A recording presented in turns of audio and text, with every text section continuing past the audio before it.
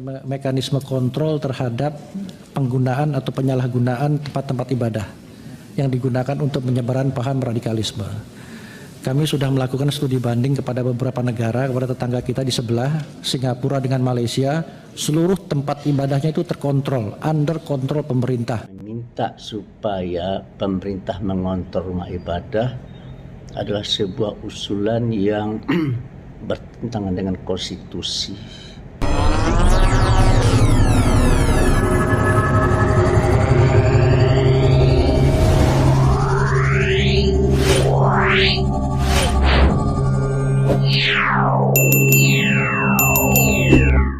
Halo saudara-saudaraku yang terkasih di dalam Tuhan dimanapun Anda berada. Bertemu kembali dengan saya Rina Solihin dalam channel Rina Menjawab. Teman-teman, baru-baru ini ada hal yang menarik perhatian kita juga teman-teman, yaitu pro kontra dengan usulan dari Ketua BNPT, Badan Nasional Penanggulangan Terorisme, ya, itu mengusulkan supaya semua rumah ibadah di Indonesia itu harus berada di bawah kontrol dari pemerintah. Ya, jadi Ketua BNPT ini tentunya memiliki banyak sekali data-data tentang kegiatan-kegiatan yang ada di rumah-rumah ibadah, terutama tentunya di masjid, teman-teman. Nah, apa yang mendasari usulan dari Ketua BNPT ini? Ya, tentunya kita tahu bahwa Indonesia itu sedang berada di dalam darurat intoleransi. Ya, ini harus kita akui dengan jujur. Betul-betul Indonesia sekarang saya katakan dalam kondisi darurat intoleransi. Ya, nah ini tidak bisa dibohongi, ini fakta, realita. Ya, nah teman-teman. Usulan dari Ketua BNPT ini yang diutarakan di Raker, ya, rapat kerja dengan Komisi 3 DPR RI, ya, di situ mereka berdialog, ya, dan juga beberapa anggota dari anggota dewan tentunya juga punya masukan-masukan tentunya, ya, bahwa memang ada, ya, di masjid-masjid, ya, di masjid-masjid itu ada ustadz-ustadz yang mengajarkan ajaran kebencian, radikalisme, dan intoleran. Nah, apa yang terjadi di Indonesia saat ini, ya, di mana banyak sekali gereja ditutup, kemudian ibadah umat Kristen diganggu, bahkan dipersekusi, bahkan dibubarkan, teman-teman. Itu tentunya orang-orang yang melakukan hal tersebut itu tidak ujuk-ujuk, ya, seperti itu. Pastinya mereka sudah dicuci otaknya, teman-teman, ya. Sudah diberikan masukan-masukan konsumsi-konsumsi dengan ajaran radikalisme, ya, intoleran, kebencian terhadap umat lain. Nah, ini fakta dan kita tidak boleh tutup mata. Ya, saya bisa tampilkan berapa banyak ustadz-ustadz yang menggunakan masjid untuk menjadikan sarana untuk menyebarkan ajaran radikal, ya, Islam radikal, ya. Kemudian mereka menyebarkan ajaran-ajaran radikal kepada jemaah yang hadir dan juga mereka menyembur-nyemburkan ujaran-ujaran kebencian. Nah, saya bisa tampilkan banyak video tentang ini, ya. Banyak sekali jejak digital dari ustadz-ustadz yang radikal. Di YouTube itu berseleweran, teman-teman, tidak bisa tutup mata, tidak bisa, ya. Saya bisa tampilkan berapa banyak Anda mau. Karena kerjaan saya di konten saya itu, teman-teman, merespon, mengcounter, ya, ustadz-ustadz radikal yang selalu menyembur-nyemburkan kebohongan, ya, yang selalu menghujat agama lain, yaitu kekristenan tentunya.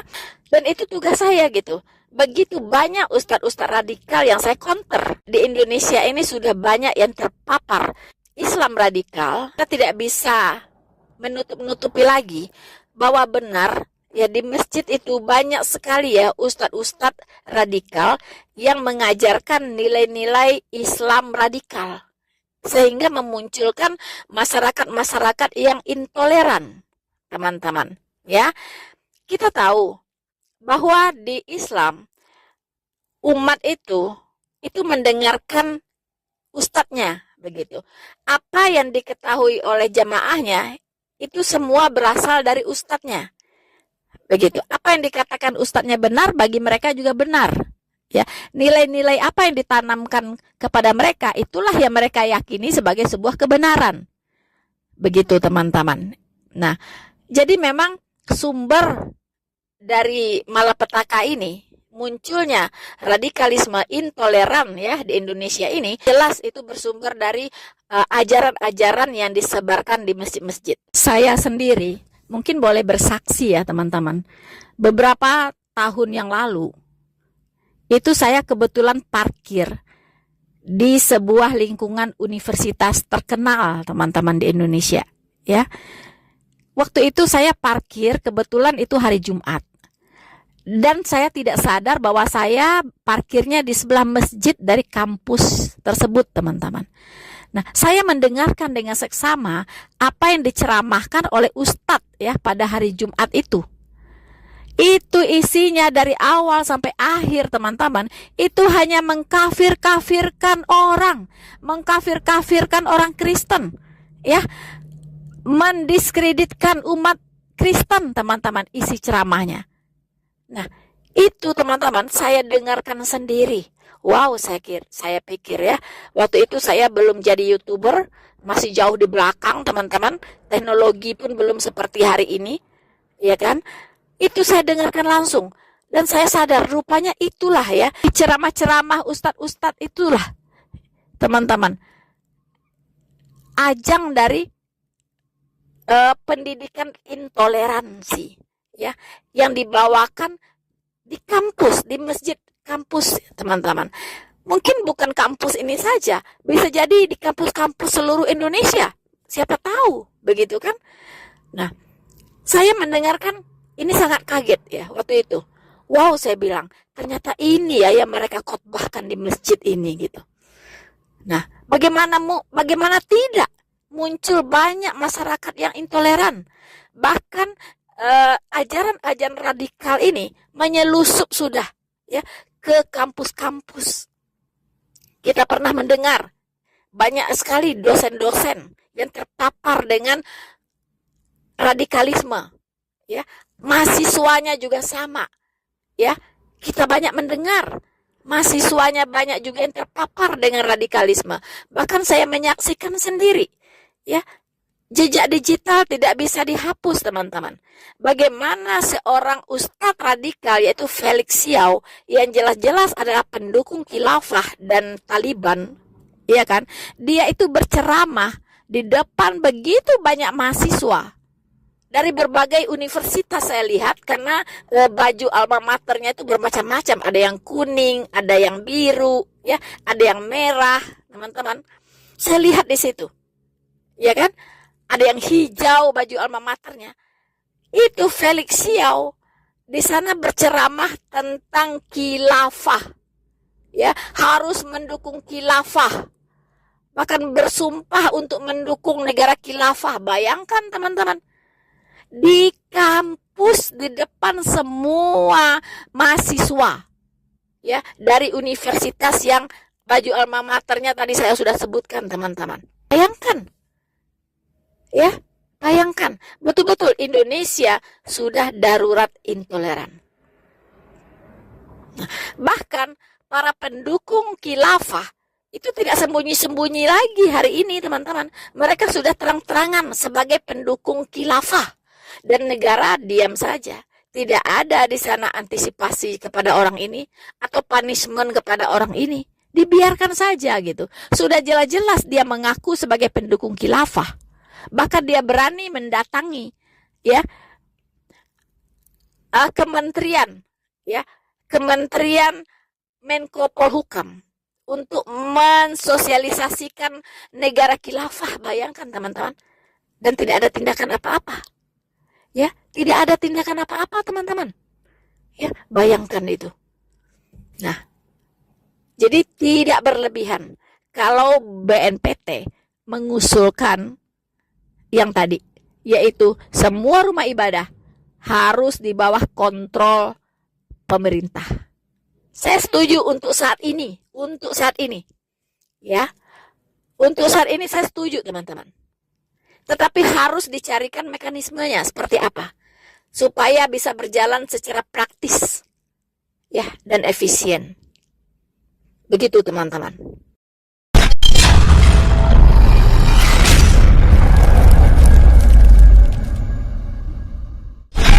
Badan Nasional Penanggulangan Terorisme atau BNPT mengusulkan agar seluruh tempat ibadah di Indonesia dikontrol oleh pemerintah. Hal itu diusulkan agar tempat ibadah tidak menjadi sarang radikalisme.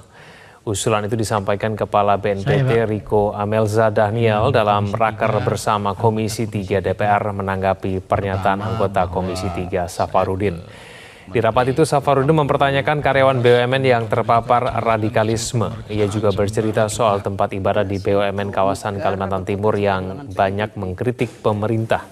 Mendengar hal itu, Kepala BNPT mengusulkan agar pemerintah mengontrol semua tempat ibadah, termasuk mengawasi siapa saja dan konten yang akan disampaikan di tempat ibadah untuk mencegah radikalisme. Kesediaannya bahwa di Telkom kita sudah disusupi di wilayah-wilayah Telkom, kemudian di Pertamina. Ya memang kalau kami di Kalimantan Timur, Pak, di Kalimantan Timur itu ada masjid di Balikpapan itu, Pak. Itu masjidnya Pertamina, tapi tiap hari mengkritik pemerintah di situ, Pak. Di dekat lapangan Merdeka itu, Pak, ada masjid di sana punya Pertamina, tiap hari, tiap 5 waktu mengkritik pemerintah di situ. Padahal itu punyanya Pertamina. Nah, ini mungkin saran kami juga menjadi prioritas untuk BUMN, karena BUMN ini kan juga sudah disusupi. Kemarin kan sudah terbukti kereta api itu kan, Pak. Mekanisme kontrol terhadap penggunaan atau penyalahgunaan tempat-tempat ibadah yang digunakan untuk penyebaran paham radikalisme. Kami sudah melakukan studi banding kepada beberapa negara, kepada tetangga kita di sebelah, Singapura dengan Malaysia. Seluruh tempat ibadahnya itu terkontrol, under kontrol pemerintah. Siapa yang bisa berbicara dan apa kontennya. Demikian juga negara-negara Timur Tengah, di Oman, di Qatar, Saudi Arabia yang sudah kami datangi, kemudian termasuk di Maroko yang kami datangi. Semua masjid, tempat ibadah, petugas di dalam yang memberikan tausiah, memberikan khotbah, memberikan materi, termasuk kontennya di bawah kontrol pemerintah. Mungkin dalam kesempatan yang baik ini kita perlu memiliki sebuah mekanisme untuk melakukan kontrol terhadap seluruh tempat ibadah, bukan hanya masjid, tapi semua tempat peribadatan kita.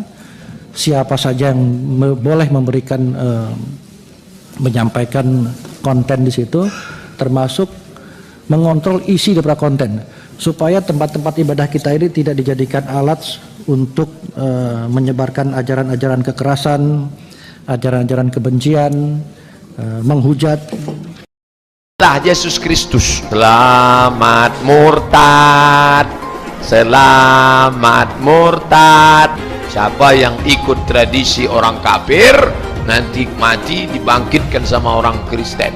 Tengok sebelah kanan Paus Paulus, tengok sebelah kiri Markus, tengok depan Santa Maria.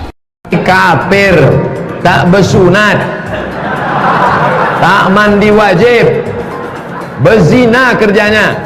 Jangan suka kepada orang kafir. Man tasabbaha biqaumin fahuwa minhum. Siapa yang suka kepada orang kafir, maka dia bagian dari kafir itu. Sampaikan kepada mereka bahwa kita benci sama orang kafir. Kau benci? Iya. Oh, ini orang kafir nih. Mana tembak? Antum mencintai pemain bola kafir, boleh nggak? Nggak boleh. Dipajang fotonya, kaosnya, nggak boleh. Dia mencintai orang kafir, loyal kepada orang kafir, membela orang kafir. Berarti kalau sudah membela orang kafir, dia masuk orang beriman atau bukan? Bukan. Masuk kepada golongan apa? Munafik. Apa hukumnya berwisata ke tempat ibadah orang kafir? Contohnya Candi Borobudur. Hukumnya haram, karena itu termasuk persetujuan kepada peribadahan mereka. Kita nggak boleh datang ke situ kecuali untuk satu tujuan, mau membubarkan orang yang lagi beribadah kepada selain Allah. haram hukumnya masuk ke rumah ibadah orang lain. Haram. TV itu dikatakan para ulama haram. Maka usulan anak kepada antum-antum yang punya TV, buang tuh TV, bahaya. Bagaimana hukumnya musik dulu kan? Saya katakan haram. Surah 26 As-31 ayat 6 dulu kan udah dibacakan. Dari mana musik itu? Dari gereja. Musik bagian ibadah Kristen. Makanya sekarang mereka nyanyi, Pak. Haleluya, puji Tuhan, katanya. Sorga. Kapan musik masuk Islam? Pernah nggak musik mualaf? Itu permainan syaitan. Wajibnya menghancurkan alat-alat musik. Kalau ada orang yang merusak alat musik, kata Imam Syafi'i juga tidak perlu disuruh bayar ganti rugi. Kenapa? Sama seperti dia menghancurkan khamar. Itu perkara yang haram. Membenarkan ajaran Kristen. Naik kiri kanan. Makanya jangan tantang Ustaz Somad, tantang Yahya Waloni ini yang berkoar-koar di YouTube. Kenapa antum tidak tantang? Saya yang berkoar-koar di TV mengatakan kitab Bible Kristen itu bohong, nggak dilapor-lapor. Aneh bin ajaib, ya begitu Lapor saya. Ini nanti saya Islamkan Pak Dede dengan ibu siapa tadi? Afrisa, berarti se-Jabodetabek sudah 8.073 orang saya Islamkan di Jabodetabek. Saya yang mendirikan Universitas Kristen Papua. Itu dengan support dana dari Stuttgart, Jerman. Saya bukan mengatakan Bible Kristen fiksi, Bible Kristen itu palsu. Lapor. Pelan-pelan sedikit Ustaz, di sini banyak jenderal. Biar jenderal 100 bintang. Kalau kafir kau ke neraka, tidak ada urusan. Sudahlah, terbuka sajalah, menyerah sajalah, angkat tangan, masuk Islam, sunat. Antum tantang saya. Lapor saya bila perlu ke Bareskrim. Kami lapor. Ini bukan cuma penistaan ini. Penghancuran, bukan cuma penistaan agama, penghancuran ini kawan. Ini kafir sampai berani karena melihat banyak ulama yang lalai. Banyak orang Islam yang munafik suka menjilat kotoran kafir. Coba sekali-sekali lah pimpinan gereja tertinggi di Indonesia tantang saya, kan begitu. Bible, gini, pertanyaan Ustadz Injil gitu ya. Kita pisahkan dulu, Alkitab itu sebetulnya bukan Injil Ustadz. Injil itu tidak pernah ada. Injil tidak pernah ada. Matius, Markus, Lukas, Yohanes, Kisah Rasul, Roma, Korintus, terus sampai 27 kitab yang mereka klaim sebagai perjanjian baru atau New Testament itu. Maaf ya, jangan marah. Itu bukan Injil.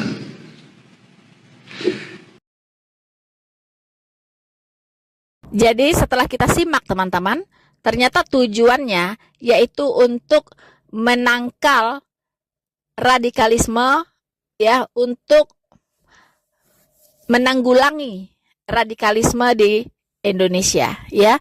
Jadi rumah-rumah ibadah ini harus dikontrol langsung oleh pemerintah. Usulan dari ketua BNPT ini teman-teman itu direspon oleh MUI dan oleh PGI. Sementara itu Wakil Ketua Umum MUI Anwar Abbas menyebut usulan Kepala BNPT tidak sesuai dengan prinsip demokrasi yang sudah dibangun dan bertentangan dengan konstitusi. Anwar juga menilai jika rumah ibadah dikontrol oleh pemerintah, ketenangan para jemaah akan terusik. Penolakan atas usulan Kepala BNPT juga disampaikan oleh Ketua Umum Persekutuan Gereja-Gereja di Indonesia, Gomar Gultom. Pasalnya usulan itu menunjukkan rasa ketidakpercayaan negara terhadap rakyatnya.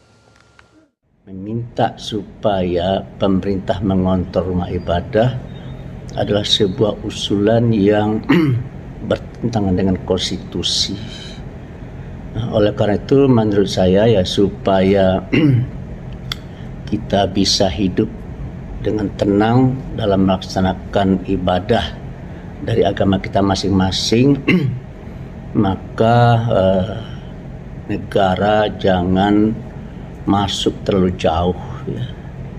Apalagi mempergunakan pendekatan security approach, apalagi mempergunakan pendekatan-pendekatan yang tidak diterima oleh masyarakat. Oleh karena itu saya menghimbau ya, marilah kita kembali kepada falsafah bangsa kita Pancasila dan Undang-Undang Dasar kita yaitu Undang-Undang Dasar tahun 1945. Tetapi terkait dengan usulan Bapak Kepala BNPT yang menghendaki agar seluruh rumah ibadah, seluruh tempat ibadah berada di bawah kontrol negara, merupakan langkah yang perlu dipikirkan ulang. Saya berpendapat hal ini membawa kita pada suasana etatisme. Tetapi saya kira kontrol negara seperti ini akan menghilangkan kepercayaan negara terhadap rakyatnya. Dalam masyarakat demokratis, rakyat memiliki kedaulatannya sendiri dan harus mampu mengelola kehidupan bersama, termasuk dalam hal ini mengelola rumah ibadah, dan negara harus percaya kepada masyarakat sedemikian. Ya, MUI menolak mentah-mentah ya apa yang diusulkan oleh ketua BNPT ini, dan kita tahu alasannya apa, ya kan? Nah, kemudian PGI pun menolak, teman-teman, menolak ya, dan kita tahu juga alasannya apa. Walaupun mereka sama-sama menolak, tapi sebenarnya dasar penolakan mereka itu sangat berbeda. Ya, kalau MUI menolak, yaitu mereka tidak bisa menerima jika ustadz-ustadz ya, saya tidak tahu apakah mereka punya ustadz binaan atau seperti apa MUI ini ya, karena ini bukan rahasia lagi bahwa MUI ini tidak mendukung toleransi ya, MUI ini tidak mendukung toleransi teman-teman ya. Nah, apakah MUI ini punya ustadz-ustadz binaan yang disebar ke seluruh Indonesia? Saya juga tidak tahu ya, kita hanya bisa mengandai-andai ya teman-teman. Nah, jadi tentu saja MUI ini tidak setuju gitu kalau ada intervensi dari pemerintah terhadap ustadz-ustadz ini begitu, ya kan? Itu akan menghambat langkah MUI tentunya, langkah ustadz-ustadz yang punya misi tertentu ya teman-teman. Itu pastilah akan ditolak oleh Anwar Abbas. Sementara PGI ya, kalau saya boleh memperkirakan ya, memang di dalam kekristenan itu agama tidak boleh dicampur dengan politik ya. Agama tidak boleh diintervensi oleh pemerintah. Begitu. Tapi bukan karena ustadz-ustadz tapi alasannya berbeda dengan MUI ya. PGI bukan untuk melindungi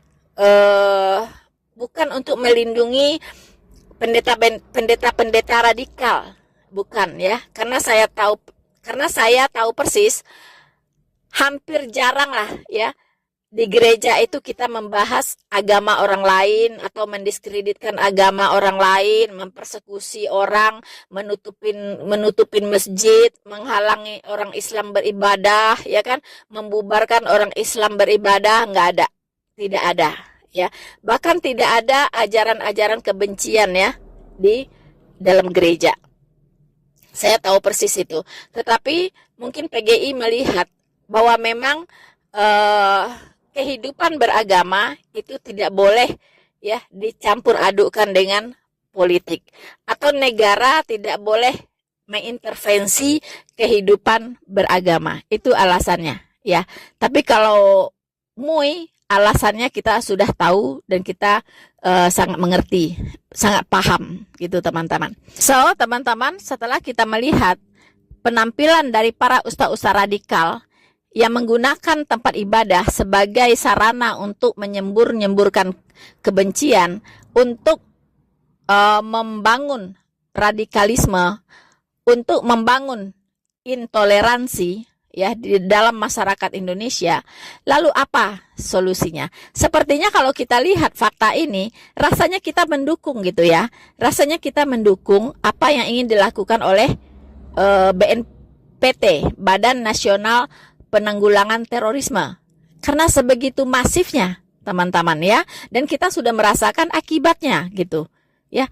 Aksi-aksi mereka di lapangan itu seperti apa kita tahu persis gitu kan. Berapa banyak gereja yang ditutup, berapa banyak orang ibadah dibubarkan, berapa banyak orang-orang Kristen dipersekusi ya teman-teman ya. Nah, bahkan jangankan orang Kristen, orang yang seiman dengan mereka pun, dan itu mereka lihat berbeda, juga dipersekusi gitu. Seperti Al-Zaitun, Syekh Panji Gumilang juga kena sasaran teman-teman. Walaupun sama-sama muslim gitu, apalagi yang tidak seiman tentunya. Nah ini kan sangat berbahaya. Tadi kita melihat ya apa yang dikatakan oleh Anwar Abbas, bahwa usulan dari BNPT ini itu melanggar konstitusi, ya. Harus kembalilah kepada falsafah negara Pancasila dan Undang-Undang Dasar 1945. Wow, keren sekali ya, keren sekali teman-teman. Tapi apa yang dia lakukan terhadap Az-Zaitun? Apa yang dia lakukan terhadap Syekh Panji Gumilang? Begitu, ya. Syekh Panji Gumilang sudah membatalkan, mencabut tuntutan 1 triliun ya terhadap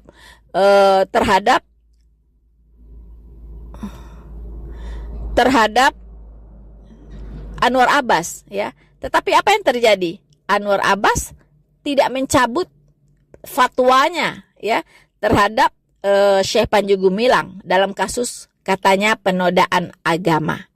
Nah, kita lihat di sini mana Pancasilaisnya, mana gitu, ya, mana kembalikan kepada konstitusinya mana gitu, ya.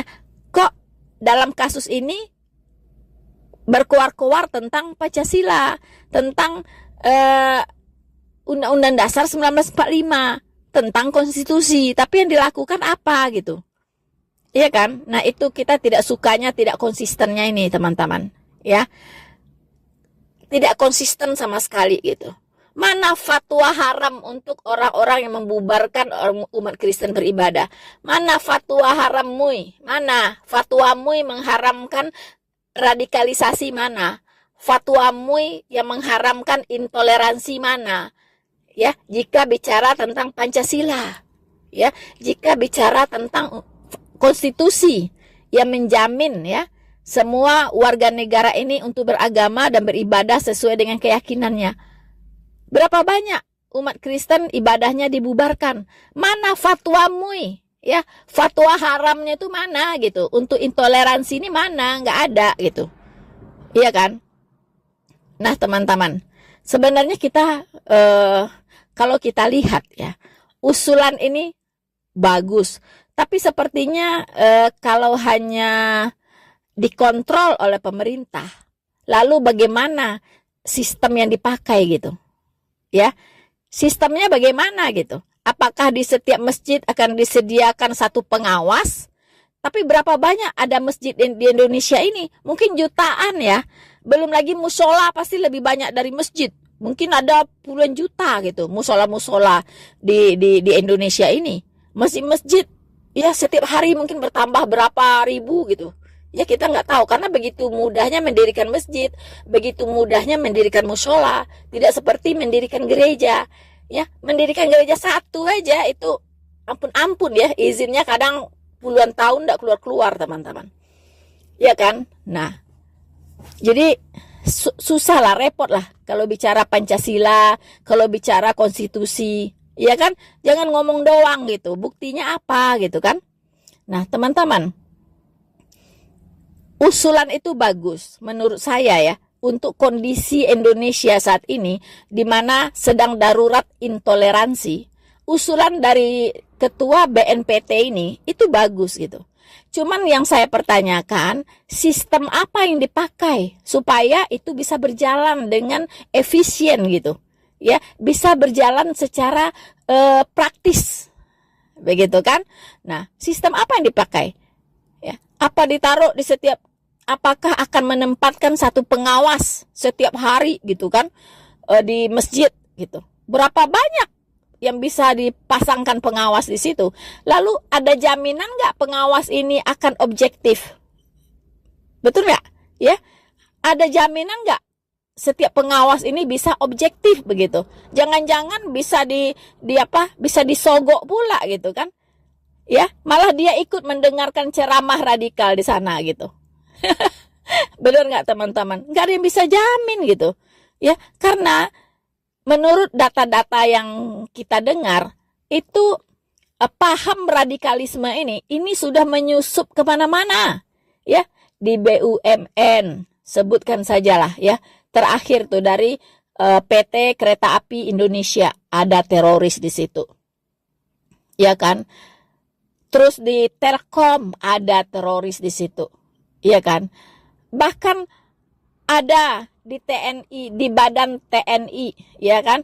Bahkan di tubuh TNI dan Polri itu dirilis juga sudah menyebar ajaran radikal di sana. Ya kan? Nah, mana lagi gitu? Pertamina.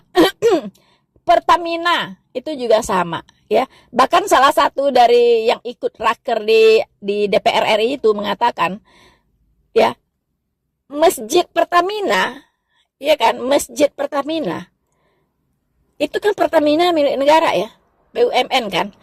Nah, itu yang ceramah-ceramah di masjid itu hanya menyerang-nyerang pemerintah gitu. Nah, teman-teman, bagaimana itu gitu ya? Bagaimana itu? Nah, jadi coba kita pikirkan bersama bagaimana mekanismenya supaya ini bisa terkontrol. Memang harus dikontrol gitu. Dalam kondisi Indonesia saat ini, ya, ini memang harus dikontrol gitu. Harus dikendalikan. Penyebaran dari paham-paham radikalisme ini harus dikendalikan dengan baik gitu. Iya kan? Tapi bagaimana mekanismenya, sistem apa yang dipakai, ini yang harus dipikirkan gitu. Ya, jadi untuk menaruh pengawas, satu pengawas di setiap masjid dan musola itu tidak mungkin. Impossible, teman-teman. Ya, impossible. Nah, tapi bagaimana by system? Nah, ini yang harus dipikirkan. By system, sistem itu yang bekerja sendiri gitu. Nah, ini tugas dari BNPT ya. Bagaimana caranya? Nah, saya sih terpikir pernah dilemparkan wacana untuk mensertifikasi para ustadz gitu, para penceramah. Seperti pendeta, ya. Seseorang bisa jadi pendeta itu dia harus lulus S1 sekolah teologi minimal ya, harus sekolah teologi gitu ya. Nah, bagaimana dengan ustadz? Ustadz itu kriterianya apa gitu ya? Rata-rata siang dia ke ladang, malam dia khotbah, iya kan? Bahkan ada pendidikannya SD juga nggak tamat gitu. Nah, teman-teman, jadi kalau kualitas dari ustadz-ustadz ini ditingkatkan, minimal harus dia sekolah IAIN lah, gitu kan? Dia harus punya sertifikat memahami Pancasila dengan baik, nilai-nilai Pancasila dengan baik. Nah, ini penting, gitu. Jadi dia punya nasionalisme yang tinggi. Selain dari dia punya kecerdasan, dia punya keahlian, keilmuan, dan sebagainya, ya, dia punya kapasitas, ya, dia punya kapasitas baik secara keilmuan, ya, maupun secara ideologi kebangsaan. Nah, dia inilah yang boleh menjadi penceramah di masjid. Nah, kalau ini dilakukan, saya yakin akan banyak sekali perubahan. Ya, teman-teman.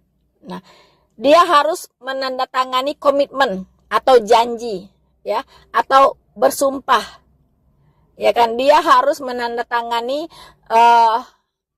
fakta integritas, istilahnya ya, fakta integritas, bahwa dia tidak akan tidak akan menyebarkan ajaran-ajaran kebencian, ya kan? Tidak akan menyebarkan ajaran-ajaran radikal, ya. Tidak akan menyebarkan fitnah-fitnah terhadap agama lain. Tidak akan mempersekusi agama lain dalam ceramah-ceramahnya. Nah, dia harus menandatangani itu di atas materai, ya kan? Silahkan untuk pendeta juga dibuat yang sama gitu. Silahkan, mungkin untuk biksu, ya kan? Untuk pemuka agama yang agama lainnya yang memang tugasnya bisa berceramah di rumah ibadahnya sendiri, silahkan dibuat yang sama, fakta integritas. Nah, kalau itu baru bisa berjalan, itu namanya by system.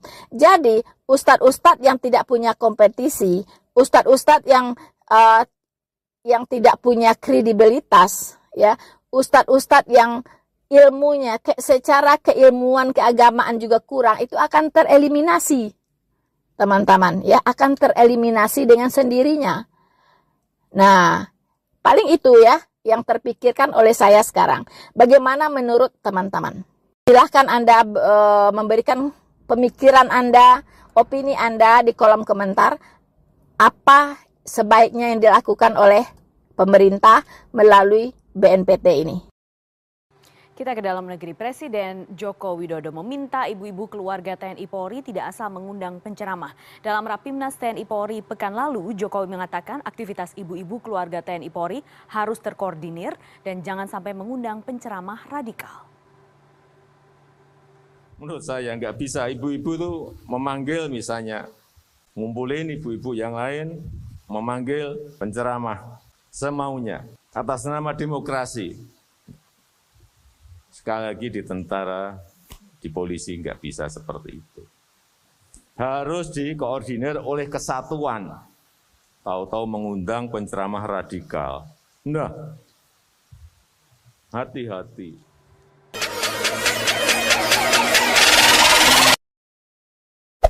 Hey there. Subscribe to my channel.